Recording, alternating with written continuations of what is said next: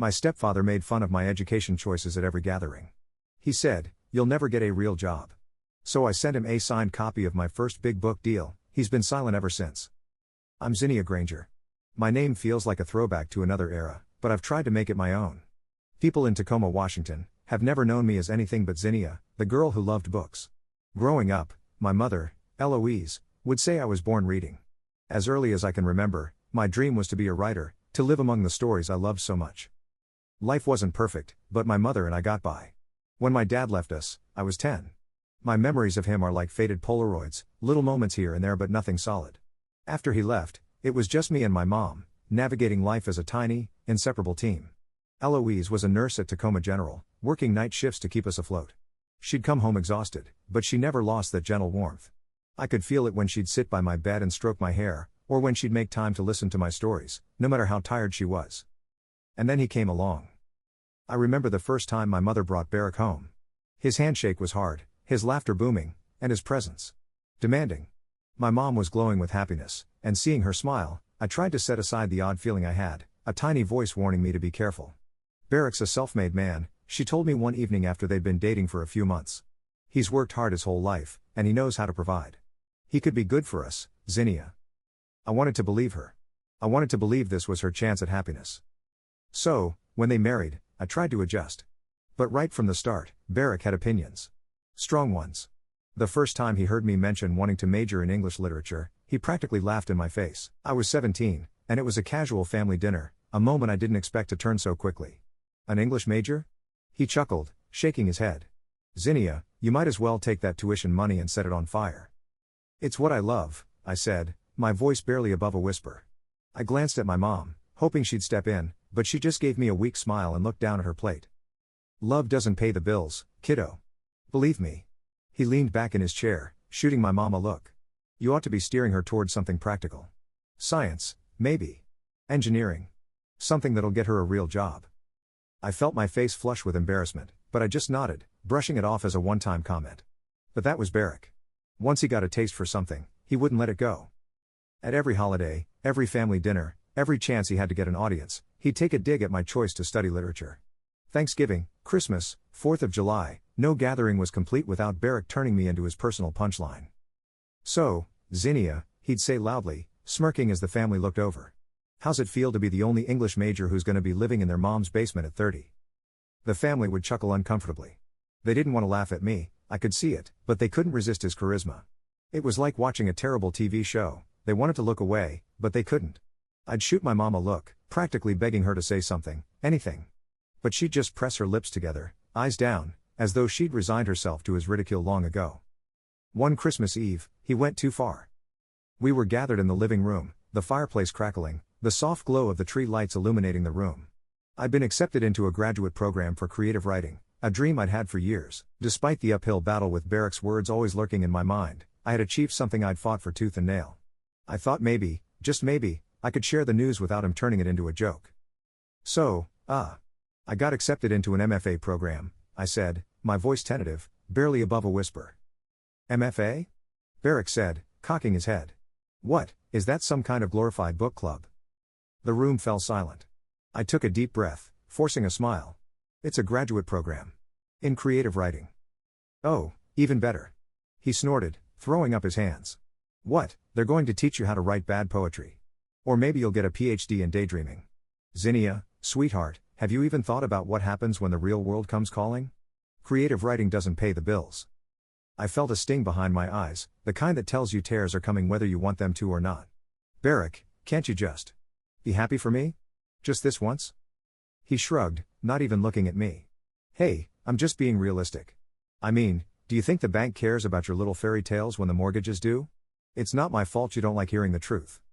I looked over at my mother, pleading silently, willing her to stand up for me. But she sat there, her face blank, staring down at her hands.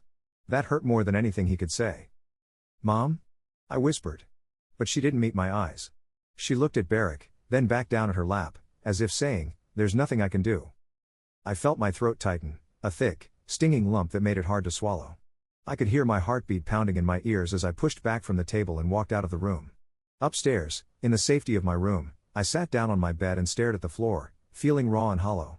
I knew what I wanted to say to him, all the words I'd kept bottled up for years, but I couldn't bring myself to fight back. I could never seem to find the right words in the moment, always a step behind. For hours, I stayed in my room, staring out the window, watching the lights of the neighbors' houses blinking through the trees. I couldn't stop hearing his voice, his laughter echoing in my head. And underneath it all, my mother's silence. Her unwillingness to defend me had shaken me to my core. Then, there was a soft knock at my door. I didn't answer, but my mom came in anyway, closing the door behind her. She sat down on the bed next to me, her hands clasped tightly in her lap. "Zinnia," she started, her voice soft and hesitant. "I know this is hard for you, but Barak. He just wants you to be realistic. He's practical." "Practical?" I choked out, my voice thick. "Mom, he's cruel. He doesn't care about me or what I want to do with my life. And you just let him." She looked down, her shoulders sagging. "He loves us, Zinnia. He just has his own way of showing it. He thinks he's helping you, even if it doesn't feel like it." I laughed bitterly, shaking my head. "Helping me? By tearing down everything I've ever dreamed of? How is that helping?" My mom sighed, pressing her hand to her forehead. "Zinnia, I need you to understand. Life isn't easy. Barak's been through a lot. He's had to fight for everything he has. He sees you, with all these dreams, and he just wants you to be prepared for the world out there." I looked at her, feeling a surge of anger and sadness well up inside me. "Prepared? Mom, all he's done is make me feel like I'm worthless. Like everything I care about is just a joke to him." She reached out to touch my hand, but I pulled away, hurt too deep to let her soothe me with a simple touch.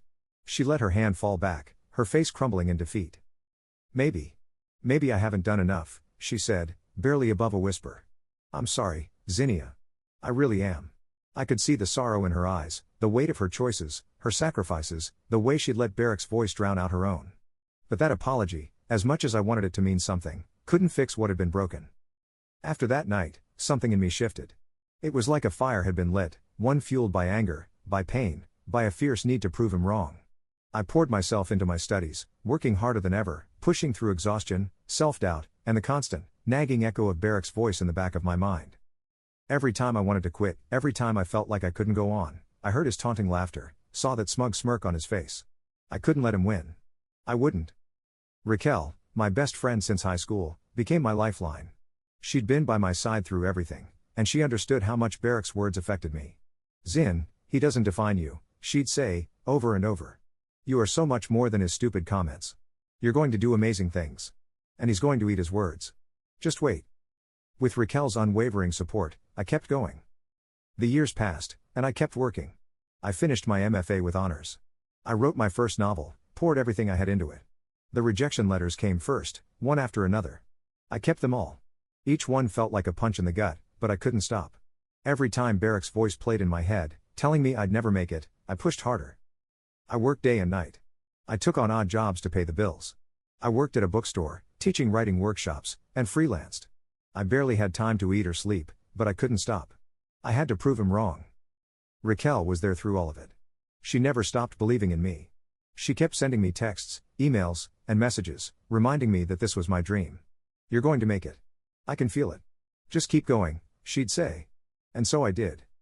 One day, after what felt like forever, I got the email. My novel had been accepted. A small publisher based in Seattle wanted to print it. I couldn't believe it. I'd done it. My book was going to be published. I still remember the day the first copy arrived. I stood in my apartment, staring at it. It was real.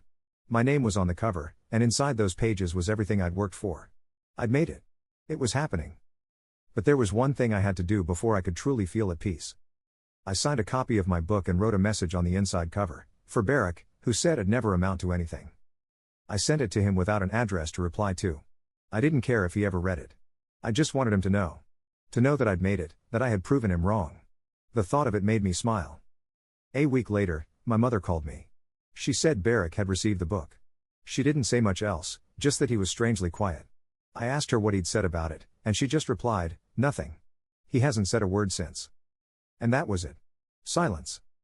For the first time in years, Barak had nothing to say. No insults, no jokes, no mockery. He had no more power over me. The best part? I didn't need his validation. I didn't need to hear him admit he was wrong. I already knew I'd won. Months passed. My book started getting some buzz. I was invited to readings, to speak at local book clubs. It was a dream come true. I was no longer the girl he mocked, no longer the girl with no future. I was a writer. And that was something Barrick could never take away from me. One day, I ran into my mom at a cafe in Tacoma. She looked tired, as she always did, but there was something different about her this time. A lightness in her step. She smiled when she saw me. I just wanted to say, Zinnia, I'm proud of you. I smiled back. Thanks, Mom. That means more than you know. She paused, looking down at her hands. Then, she looked back up at me, and her voice softened. I know Barrick didn't always make it easy. But he's not the only one who loves you. I love you. And I'm proud of you, Zinnia. I didn't know what to say. There was so much I wanted to tell her, so much I wanted to say about everything that had happened. But in that moment, I just hugged her. Thanks, Mom, I whispered. And then, just like that, I felt free. Barrick never mentioned the book. He never called to apologize or acknowledge my success. But he didn't need to. The silence said it all. In his silence, I had won. In his silence, I had finally taken control of my life. I never needed his approval. I never needed him to see my worth. I had done it all on my own. As I stood there, holding my mother in the cafe, I realized that sometimes the sweetest revenge isn't proving people wrong, it's proving to yourself that you were right all along.